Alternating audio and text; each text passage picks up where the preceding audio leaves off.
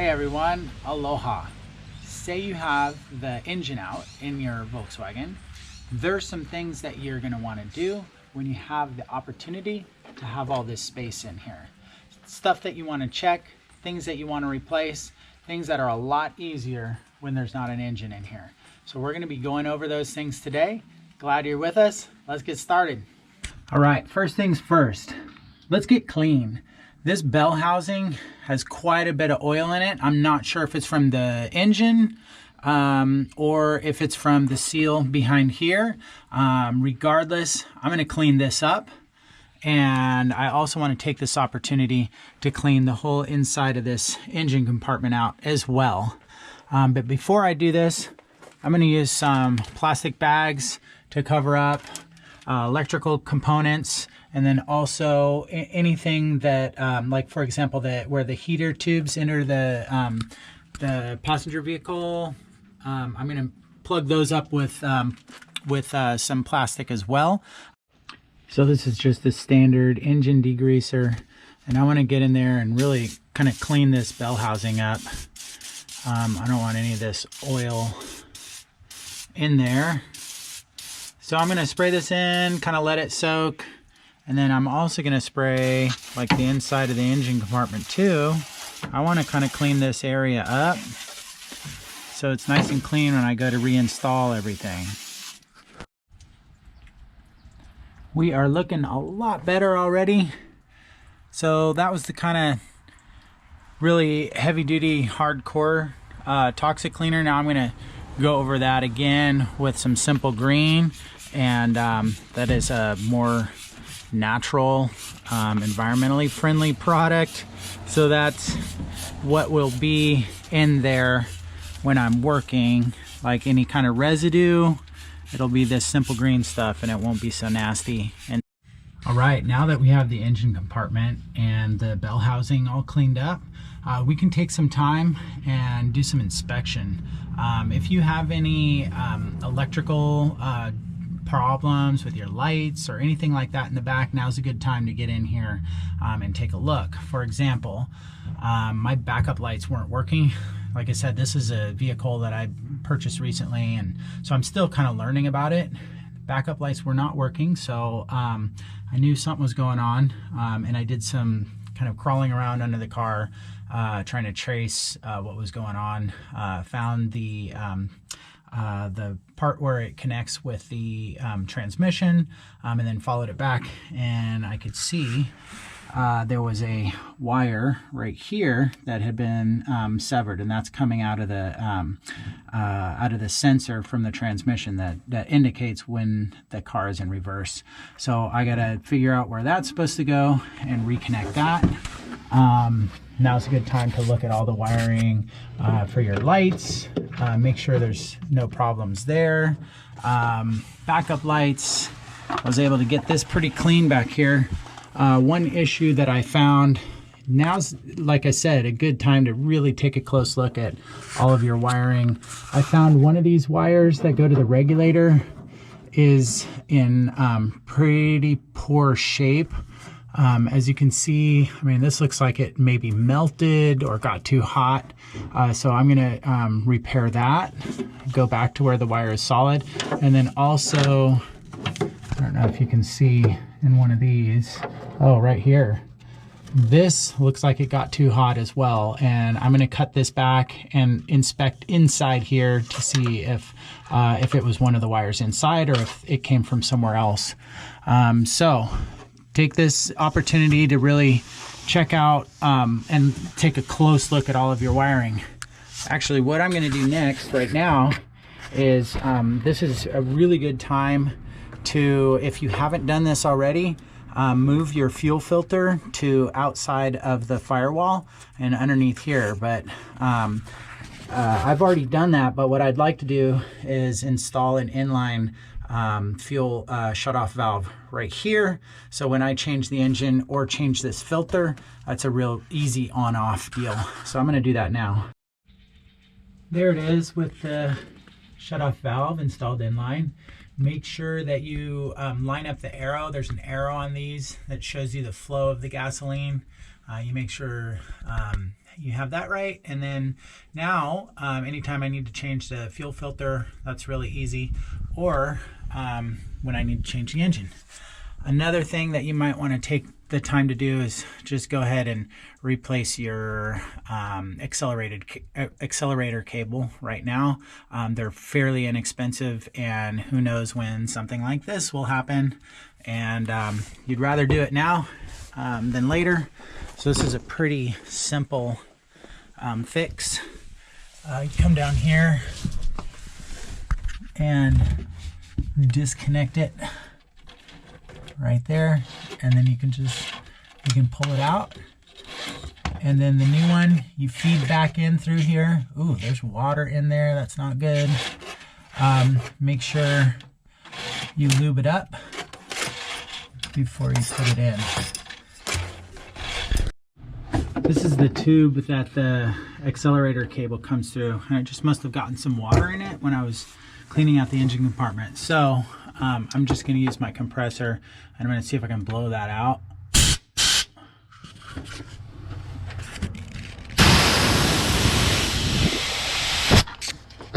And there's probably going to be a wet spot, hopefully, near the accelerator cable. Let's see. Yep, a bunch of water came out there. I don't know if you can see that, but don't ever let water sit in a spot like that, because then you're gonna run into rust problems later. This is also an excellent time to replace your firewall seal. So I went ahead and got a new firewall seal, cleaned this channel out, and then sprayed a little bit of silicone. I think, or actually it might be white lithium grease.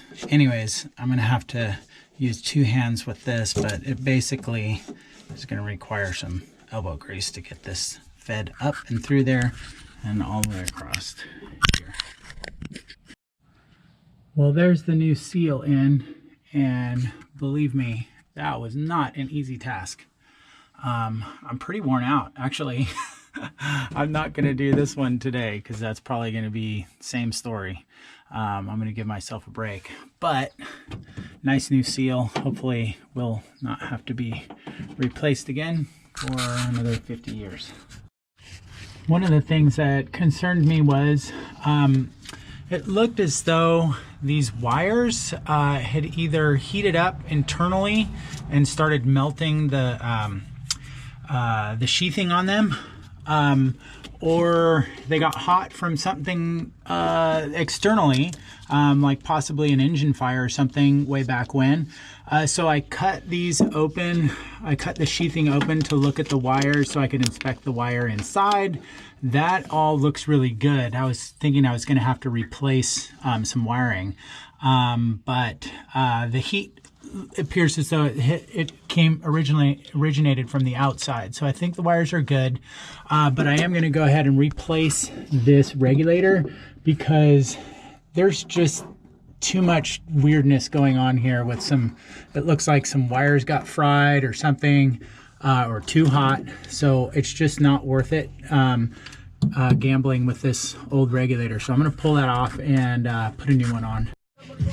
Got the new regulator installed. The wires that I could hook up, I've got these hooked up. I found a wiring diagram online which helped me figure out which wires went where and make sure I didn't mess that up and make another engine fire or whatever happened before. So on to the next project. This seal is not fun to put in. I'm not gonna lie to you.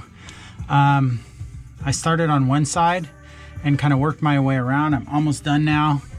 Freaking worn out. This thing will kick your butt. Anyways, I've had good luck with putting the bottom in like that into the channel, and then with this top piece getting it as close as possible, and then just kind of leveraging it in with the screwdriver or pry bar, just kind of like that, and working your way around. Super impossible to do one-handed. You almost need 3 hands for this, but keep at it, keep working. I got some excess down here I got to trim off, but I'm almost done. Yeah, you're gonna need a beer after this one. Now, one of the last things I want to do is replace this throwout bearing, and then also the seal, the transmission seal behind it. There is another video out there that I've been watching just to kind of see what to do in terms of replacing the seal. I've replaced these before. That's pretty straightforward, the throwout bearing. This one has some noise in there. I think it's definitely time for replacement. Who knows how old that is. But the video that I found did not have this kind of guide. So we're going to take that off and check it out and see if I can remove that seal. I've done it once before, but it's been like 20 years and it wasn't easy. This is an 11 mil. These 3 bolts are 11 millimeter. They came out fairly easy, not too bad. And there's the seal underneath there. It actually doesn't look too bad, but since I'm this far, I'm gonna go ahead and replace it. It makes me a little nervous, but we're gonna go for it. All right, I did order one of these. This is a seal puller. This was probably about $10 on Amazon. The time that I did this before, I did not have one of these, and it was a nightmare. So I'm sure you all probably saw the same video I did, but the guy just did this and set that, and apparently one pull to set it, and oof, it's in there. Oh man. Like I said, this makes me nervous because if it doesn't come out, well, it's gonna have to come out now because I've ruined the seal. Come on. Oh, check it out. I didn't even put that much torque on it. This is not good. I definitely should have left it. It didn't appear to be leaking, and now I have a big mess on my hands. I cannot get that thing out. I've tried everything, and I've ruined that little special tool that I got that was supposed to help make it easier, and I don't know. This is not looking good. Holy hell. Finally got it. This piece of crap. Jesus.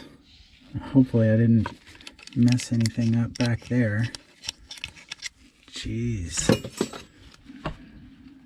This was the bane of my existence for the last 45 minutes. Ugh. Now I need to get another one because the one they sent me is the wrong size. But you can see there's no way I could tell if this was leaking, but I am going to replace it now. Okay, we are about a week later. It ended up being, of course, my mistake. I ordered the wrong seal. So I've got the right seal here. I put a little bit of Permatex on the outside, a little bit of oil on the inside for some lubrication. And I'm just gonna hopefully slide it in here.